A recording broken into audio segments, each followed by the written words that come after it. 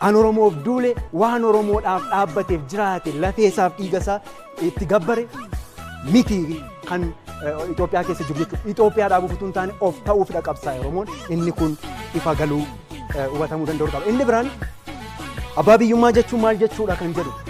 Abbaa biyyummaa jechuun waan biyya keetii irratti abbaa taatee ba'asaaf galasaa ulaasaaf malkaasaa irratti abbaa taatee kan itti irratti hin ajjeefamne.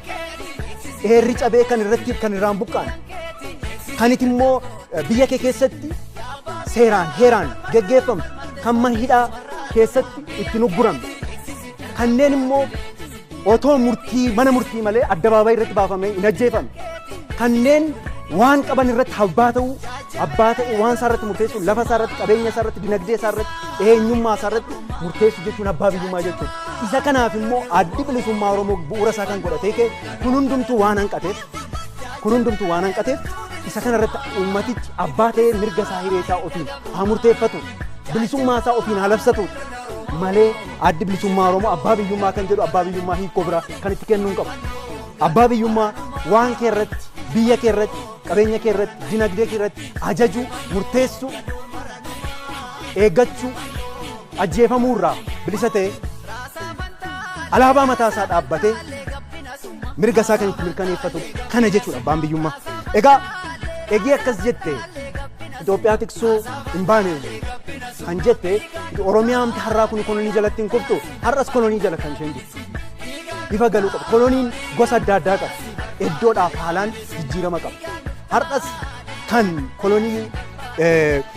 koloneeffata hin irraas afaan adda addaa dubbata malee, akeeka adda addaa qabata malee koloniidha kan hin ture, koloniidha kan hin jiru. Waan bu'aa kolonii maammata isaa, dhaabbilee isaa kan Oromoo fakkaatu tun taane akka qaama bittaa sanaatti, akka bittaa sanaaf ta'utti kan hundeeffame ta'uu mirkaneeffanne. Kan immoo hundi keenya kan beeknudha. Tariitii obboleessi keenya inni gaaffii kana kaasee barootaaf waan beekuuf waan keessatti qooda fudhanne akka Oromootti akka ilma Oromoo tokkootti waan beekudha. Haa ta'uti garuu sana duuba galagaluudhaan yeroo ammaa kana akka biraatti kaasuun tariitii seenaa keenya keessatti akka biraatti nama ilaalchisa. Qoodi keenya kolonii kana ofirraa kaasuuf yookaan federeeshinii dhugaa fiduuf gahee nu taphanne akka adda bilisummaa Oromootti, akka uummata Oromootti hundeeffamuu dhaabichaa kaasee hanga fincila diddaa gabrummaa labsuu, hanga fincila xumura diddaa gabrummaa labsuu qofa miti geggeessuu, qindeessuu hanga OPD'dhaanuu yookiin badhaadhina ta'e kanarra maqaa jijjiirrateenuu hanga gara qabsoo uummataatti geessuu, eddesiis immoo qabsoo uummataadhaanuu keessaatii of baasuu fi of gatachiisuu. Sochiin kun hundumtisaa bu'aa qabsoo bilisummaa Oromoo, bu'aa qabsoo bilisummaa Oromoon kolonii irraa of ittisuuf, waan koloneeffataa irraa of ittisuuf, of geggeessuuf, waan isaatti abbaa ta'uuf godhe keessaa isa tokko. Egaan kana wajjirraa wal qabatee akeeki qabsoo bilisummaa Oromoo adda bilisummaa Oromoon hoogganamu kan bara 1960mootaa wajjirraan maaltu adda taasisaa jedha. Dhugaan hin bukaa'u, hin tortoru, hin dabu, hin daddabu.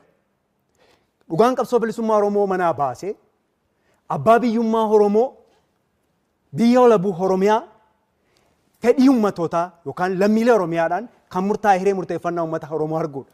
Kun immoo haga irraatti hin taane. Kanaafidhayyuu